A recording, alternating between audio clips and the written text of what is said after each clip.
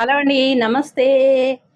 ఇదిగోండి మనం గోంగూర పచ్చడి చేసుకుందాము. గోంగూర పచ్చడి, గుమగుమలాడే గోంగూర పచ్చడి కోసం కావాల్సినవన్నీ ఇదిగోండి ఇక్కడ పెట్టుకున్నా వేయించి.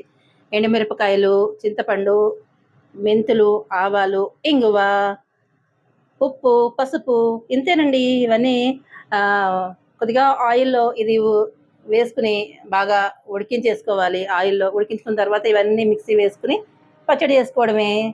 టేస్టీ టేస్టీ గోంగూర పచ్చడి రెడీ అయిపోతుంది. ఫుల్ వీడియో చూడాలి అనుకుంటే వారణాసి వంటిల్కెళ్ళి చూడండి. ఛానల్లో లేనిదనేది లేదు. అన్ని రకాల పచ్చళ్ళు ఉన్నాయి.